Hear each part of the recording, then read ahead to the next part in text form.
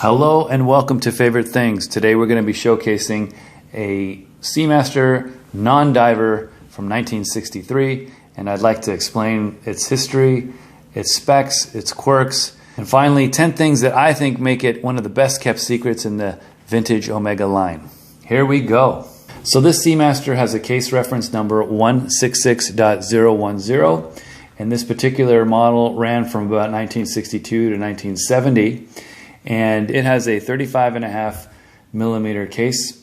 It has a 43.5 millimeter lug to lug, 18 millimeter lug width, and a mere 11.5 millimeter case, including the domed acrylic crystal. This watch has its original crown, which is this kind of low profile Omega crown. Of course, it's signed. This low-profile crown is hard to wind, but it's an automatic movement and you're not going to be doing much winding. Once you pull the crown out to set it, it's fine. I think the idea here was to make it low-profile so that it doesn't detract from the beautiful case. I think this is a very attractive case overall. It's got a nice, bold, wide bezel. It's got some nice, thick lugs. They're not too slim at the edges. And so I think it presents on the wrist very well. My wrist is 6 3/4 inches, so this 35.5 millimeter does seem to do the trick. Originally, this watch would have come either on a leather strap or a beads of rice bracelet, reference 1036 with number 11 end pieces. I'm not a big fan of the beads of rice bracelet. It's very similar to a Rolex Jubilee. It's very comfortable, but I just think it looks a little bit too dressy. So I usually like this on a strap. I tried fitting it onto a aftermarket oyster bracelet, and it just didn't look right. It looked like it was trying to imitate a date just a little bit, so I didn't care for that. I also tried it on a Uncle Seiko 1035 flat link bracelet. I had to modify the end pieces just a little bit, and it looked okay, but what happened was when I put it on that bracelet, the charm of the dial just kind of disappeared. It just got diluted by the aesthetics of the bracelet. So when I put it back on the strap, especially this kind of olive green one, somehow the dial just really popped and spoke to me. So I'm going to leave it on here.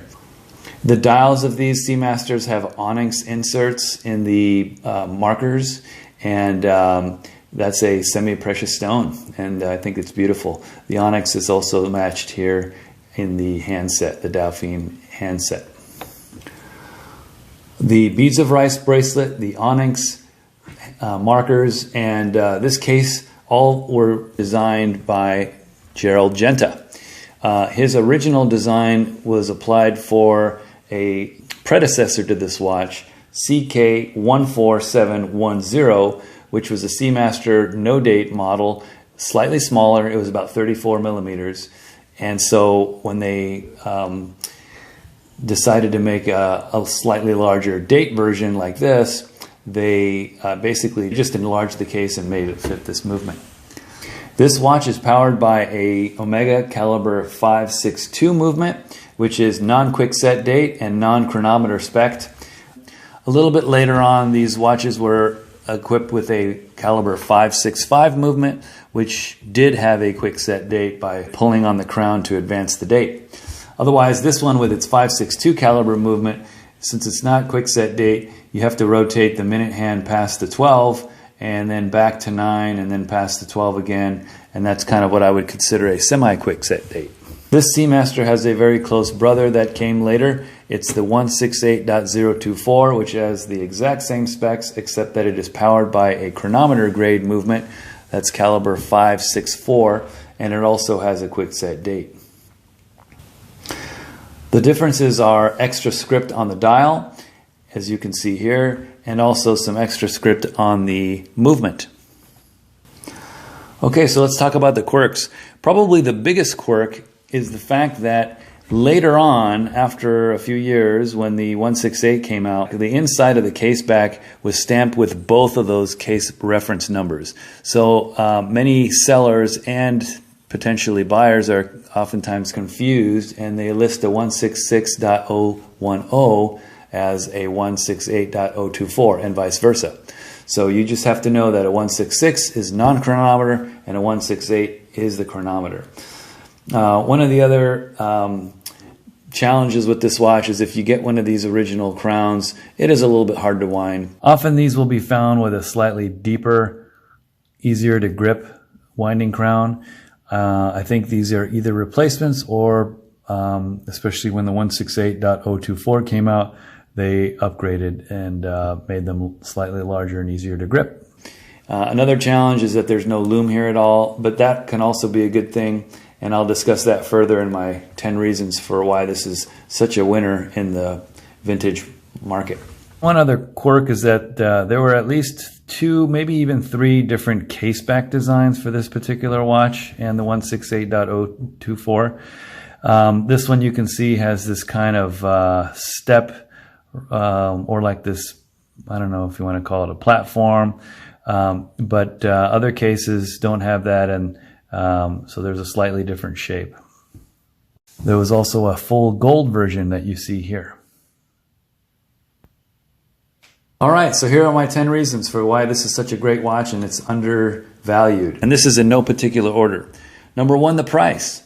Even in the current year, 2022, you can find these with the BOR bracelet attached for less than $1,000, sometimes around the $500 mark. You just have to kind of look for them. The 168.024 with its chronometer specs does have a higher value, but I honestly think that it's only because of what it looks like.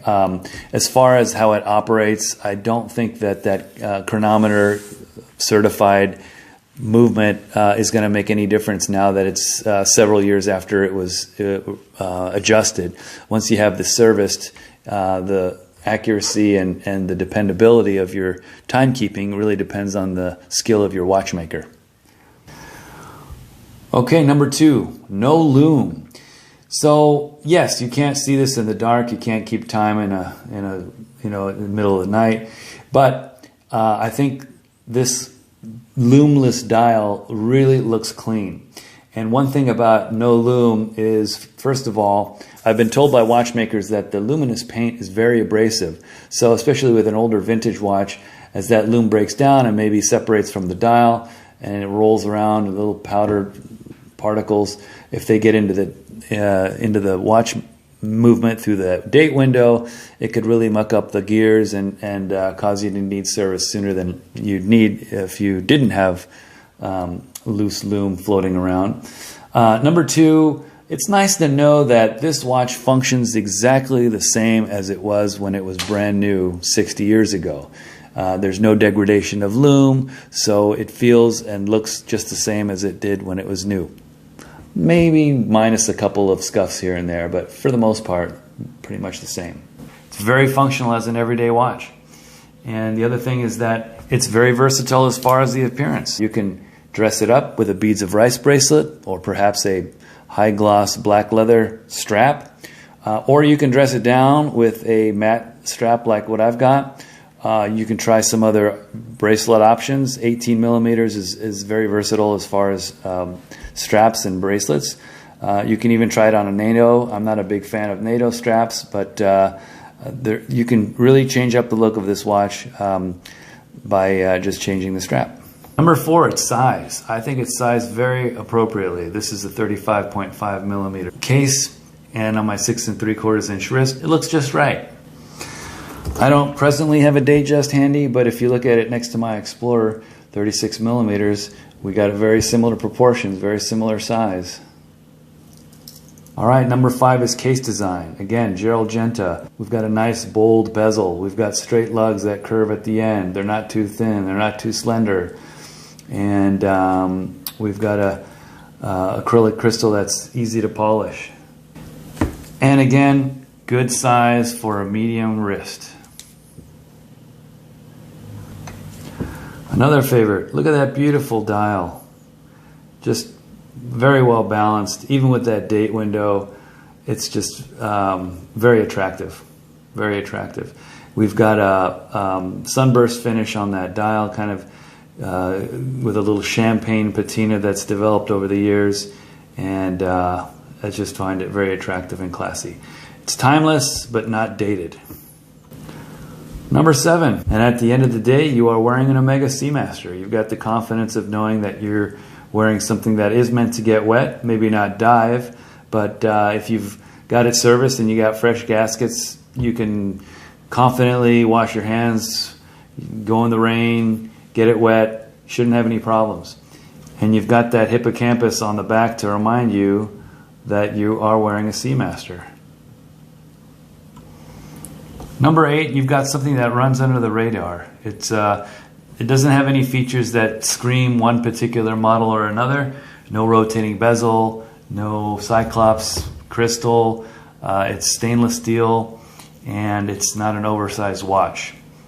It's very similar to a 4-digit day chest model like a 1600 or maybe a Gruen or a Waltham or a Tissot. There are a lot of watches that look like this in the 60s. Number 9 is this watch has a movement from the golden era of Omega, the 1960s. You have a true, proven workhorse movement that is reliable, and it can be serviced with parts available by a competent watchmaker. Not to mention, they look gorgeous. Number 10 is availability. These are not super scarce. They are readily available on eBay or Chrono24.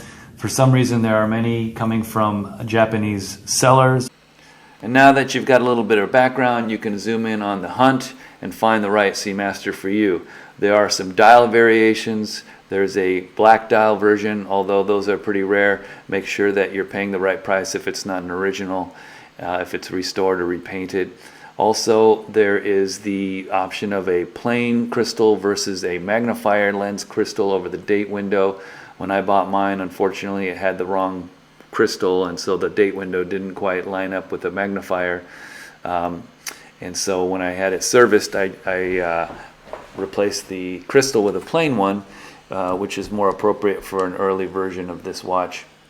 Also, there's the crosshair dial, which are certainly more rare, and then mine also has the coat hanger S on the Seamaster script. That's it for my video. I appreciate your patience. Thanks for watching.